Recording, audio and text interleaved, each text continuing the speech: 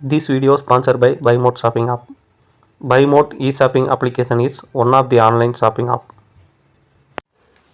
Hi hello friends, இன்றைக்கி நம்ம வீடியோவில் எதை பற்றி பார்க்க போகிறோம் அப்படின்னு சொன்னிங்கன்னா, எப்போயுமே நம்ம ஏதாவது ஒரு எக்ஸ்பெரிமெண்ட் தான் பண்ணுவோம். இப்போ நம்ம இது வரைக்கும் பார்த்த எக்ஸ்பெரிமெண்ட்லாம் ரொம்ப சிம்பிளாக தான் நான் போட்டிருக்கேன். நீங்கள் ஆல்ரெடி நான் சொல்லியிருக்கேன், நம்ம சேனலில் பார்க்குறவங்க எல்லாருமே கண்டிப்பான முறையில் ஒரு டெக்னீஷியனாக மாற முடியும். எலக்ட்ரிக்கல்லே பார்த்திங்கன்னா ரொம்ப ரொம்ப ரொம்ப ரொம்ப முக்கியமான டிப்ஸ் பற்றி தான் இன்றைக்கி ரொம்ப பார்க்க போகிறோம். இதுதான் எலக்ட்ரிக்கல் உடைய ரொம்ப உச்சக்கட்டம்னு சொல்லலாம். இந்த விஷயம் மட்டும் உங்களுக்கு தெரிஞ்சிச்சு அப்படின்னு சொன்னால் நீங்கள் தாங்க கட்டாயமான முறையில் டெக்னீஷியன்.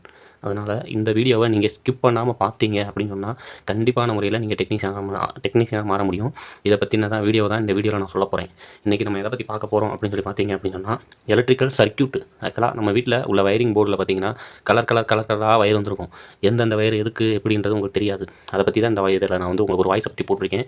இந்த வாய்ஸை நீங்கள் தெளிவாக கேட்டீங்க, இந்த வீடியோவை நீங்கள் தெளிவாக பார்க்கும்பொழுது உங்கள் வீட்டில் நீங்களே எந்த வேலையும் பார்க்கலாம். உங்களால் ஒரு டெக்னீஷியனாகவும் மாற முடியும். மித்தவங்களுக்கும் நீங்கள் வேலை பார்த்து ஹெல்ப் பண்ண முடியும். உங்களால் சம்பாதிக்கவும் முடியும். இது உங்களுடைய விருப்பம், ஒரு நீட். நீங்கள் என்ன வேணாலும் பண்ணலாம். உங்களுக்கு நான் இந்த வீடியோவில் சொல்ல போகிற பதிவு ரொம்ப முக்கியமான பதிவு. கண்டிப்பான முறையை கேளுங்க. இதை பார்த்தீங்கன்னா எலக்ட்ரிக்கல் சர்க்யூட். ஆக்சுவலாக பார்த்தீங்கன்னா சிங்கிள் பேஸ் அப்படின்னு சொல்லி பார்த்தீங்கன்னா அதில் ஒரு எர்த்து, ஒரு நியூட்ரல், ஒரு பேஸ் இருக்கும். ஒரு எர்த்து அப்படின்றது பார்த்தீங்கன்னா எர்த்தை பொறுத்த வரைக்கும், எலக்ட்ரிக்கலை பொறுத்த வரைக்கும் க்ரீன் கலர் வயர் தான் எடுப்பாங்க. அதனால் எர்த்து அப்படின்னு சொன்னாலே எலக்ட்ரிக்கல் ஃபீல்டை பொறுத்து க்ரீன் தான் எடுப்பாங்க, கிரவுண்டு அப்படின்னு சொல்லுவாங்க. நியூட்ரு அப்படின்னு சொல்லி சொல்லும்போது பொதுவாக காமனாக எடுத்துக்கிறது பார்த்திங்கன்னா பிளாக் தான் எடுப்பாங்க. காமனான முறையில் எங்கே போய் பார்த்தாலும் பிளாக் தான் எடுப்பாங்க. அதில் எந்த ஒரு சேஞ்சஸும் கிடையாது. ஃபேஸ் அப்படின்னு சொல்லி வரும்போது தான் கலராக மாறும். அதை பற்றி நம்ம பார்ப்போம். இப்போ அதே மாதிரி சிங்கிள் ஃபேஸில் பொறுத்த வரைக்கும் எர்த்து, நியூட்ரு, ஃபேஸ் இப்படி தான் யூஸ் பண்ணுவாங்க.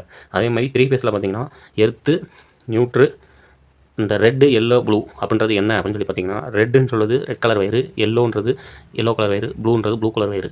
இந்த எர்த்துக்கு அப்படின்னு சொல்லி பார்த்தீங்கன்னா அது க்ரீன் ஆல்ரெடி இப்போ நான் உங்கள்கிட்ட சொல்லியிருக்கேன் க்ரீன். இதை பற்றி இப்போ நம்ம பார்ப்போம் வாங்க. இங்கே பார்த்தீங்கன்னா part A, part B, part C அப்படின்னு சொல்லிட்டு 3 விதமாக நான் பிரிச்சிருக்கேன். பார்ட் ஏ அப்படின்னு சொல்லி பார்க்கும்போது க்ரீனுக்கு பக்கத்தில் இ அப்படின்னு சொல்லி போட்டுருக்கிறது பார்த்தீங்கன்னா எர்த்து. அதை தான் அந்த சைடு எர்த்துன்னு எழுதியிருக்கேன். பிளாக்கு பக்கத்தில் என்னன்னு போட்டுருக்குது நியூட்ரு. அதாவது பிளாக் அப்படின்னா நியூட்ரு வயர் வந்து பிளாக்காக பயன்படுத்திக்குவாங்க காமனாக.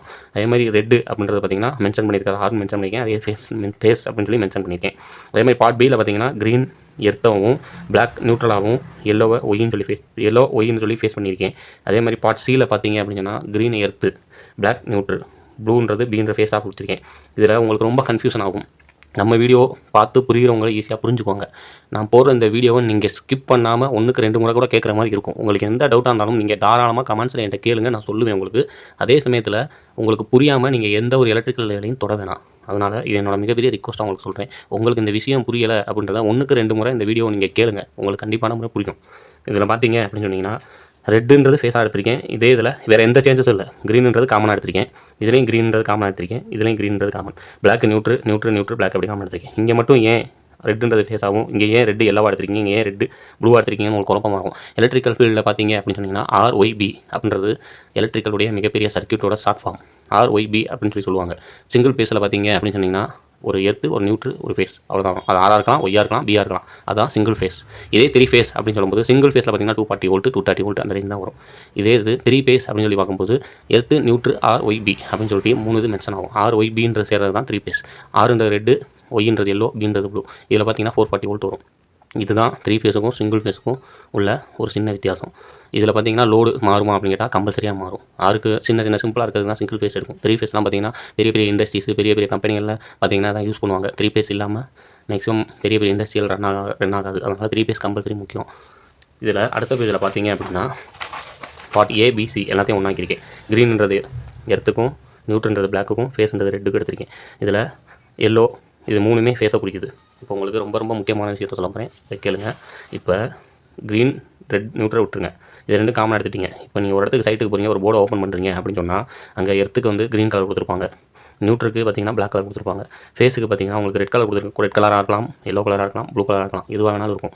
சப்போஸ் நீங்கள் ஃபேஸ் ஓப்பன் பண்ணும்போது அந்த இடத்துல எல்லோ இருக்குது அப்படின்னு சொல்லும்போது உங்களுக்கு இந்த மெத்தடில் இருந்தால் உங்களுக்கு ஈஸியாக புரியும். எர்த்து ரெட் க்ரீனாகவும், பிளாக் நியூட்ராகவும், ஃபேஸ் ரெட்டாகவும் தான் உங்களுக்கு புரியும். க்ரீனாக இருந்தால் புரியும், எல்லோவாக இருந்தால் புரியும். இந்த மாதிரி தான் உங்களுக்கு புரியும்.